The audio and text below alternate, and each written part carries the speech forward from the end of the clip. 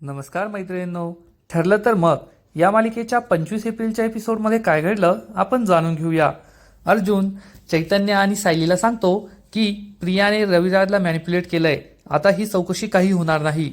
चौकशी झाली नाही तर काय करायचं हाच प्रश्न सगळ्यांना पडतो. तेवढ्यात अर्जुनला एक आयडिया सुचते. अर्जुन म्हणतो आपण एक करू शकतो. सायकॅट्रिस्टद्वारे म्हणजेच मानसोपचार तज्ज्ञाच्या अंडर आपण प्रियाची चौकशी करू शकतो आणि रविराज याला काही ऑब्जेक्शन घेऊ शकत नाही.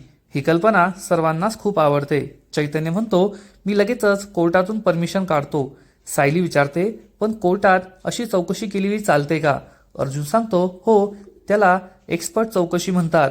प्रियाने जर मानसोपचार तज्ज्ञासमोर अशी काही नाटकं केली की तिला चक्कर येते, त्रास होतोय, तर तिच्यावरची जी विश्वासार्हता आहे ती कमी होईल आणि कोर्टात तिने जे साक्ष दिली आहे त्याला काही महत्त्व राहणार नाही. म्हणजेच मधुभावना सोडवायला आपल्याला ते आणखी उपयोगी पडेल. ही कल्पना सगळ्यांनाच खूप आवडते. दुसऱ्या दिवशी सकाळी महिपतची दारू उतरलेली असते. नागराज तेथे येतो आणि रात्री त्याने दामिनी देशमुखच्या ऑफिसमध्ये काय काय केलं हे त्याला सगळं सांगतो. महिपतला मोठा धक्काच बसतो. महिपत हा लगेचच दामिनीला फोन करतो आणि सॉरी म्हणतो की रात्री मी जे काही केलं त्यासाठी मला माफ करा. दामिनी त्याला म्हणते तुम्ही आता हे एकदा आणि दोनदा केलंय, जर तिसऱ्यांदा केलं ना तर मी तुमची केस सोडेल. त्यामुळे आता गपचूप घरी बसायचं आणि मला माझं काम करू द्यायचं.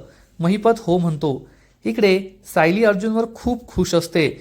चक्क त्याची नजर काढते, त्याला काळा टीळ लावते. यावरून अर्जुन हा चांगलाच चिडतो. तर प्रिया ही महिपतला कॉल करून सांगते की अर्जुनने मला लीगल नोटीस पाठवली आहे, त्याला माझी चौकशी करायची आहे.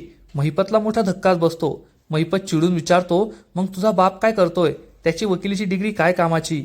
प्रिया सांगते ते मी केलंय, चौकशी रद्द झालीये, पण नक्कीच अर्जुनला काहीतरी पुरावा सापडलाय, पण काय ते कळत नाहीये.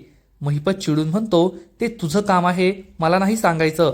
तुला सुभेदारांच्या घरी त्यासाठीच पाठवलंय. प्रिया हो म्हणते. इकडे सगळेजण हे मस्तपैकी घरी गप्पा मारण्याचा प्रोग्राम बनवतात.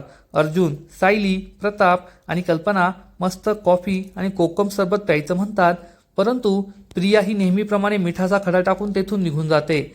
कल्पनाही तिच्या मागे मागे तेथून निघून जाते. त्यामुळे सगळ्यांनाच वाईट वाटतं. परंतु सायली ही प्रतापला कोकम सरबत बनवून देते. प्रताप हे कोकम सरबत घेऊन जातो. त्यामुळे सायली आणि अर्जुनला खूप आनंद होतो. इकडे प्रिया ही घरी पोहोचते. प्रतिमा तिचं स्वागत करते आणि तिला विचारते की तू सुभेदारांच्या घरी का वाद घालतेस? अर्जुन तुझी चौकशी करणार होता, त्याला का नकार दिला? यावरून प्रिया प्रतिमावर खूप चिडते आणि अश्विनला फोन करून सांगते की माझं माहेर पण काही कामाचं नाहीये, तू मला घ्यायला ये. तेवढ्यात प्रियाला महिपतचाही कॉल येतो. प्रतिमा हे पाहते आणि तिला मोठा धक्काच बसतो. तो बिल्डर महिपत प्रियाला का कॉल करत असेल, या दोघांचा काय संबंध असेल हाच प्रश्न तिला पडतो. महिपतला प्रिया विचारते कशाला फोन केलाय, तर महिपत तिला सांगतो मी जे सांगेल तेवढंच करायचं. आता तुझ्या नवऱ्याबरोबर तू घराबाहेर पडशील तेव्हा काहीतरी कारण काढून गाडी बाजूला थांबवायला लावायची आणि मग जे काही होईल ते पाहायचं. यापेक्षा जास्त काहीच विचारायचे नाही. प्रियाला कळतच नाही की महिपत हे सगळं का करतोय, परंतु महिपतने त्याचा प्लॅन बनवलेला असतो.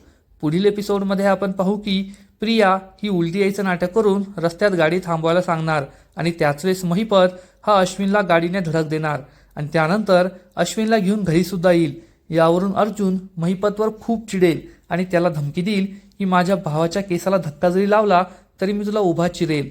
मग आता महिपतचा नेमका प्लॅन आहे तरी काय हे तर पुढील एपिसोडमध्ये कळेलच. परंतु तोपर्यंत ठरलं तर मग या मालिकेचे असेच नवीन नवीन अपडेट्स सर्वात आधी जाणून घेण्यासाठी व्हिडिओला लाईक करा, शेअर करा आणि चॅनलला सबस्क्राईब करायला विसरू नका. खूप खूप धन्यवाद. नमस्कार मैत्रिणींनो.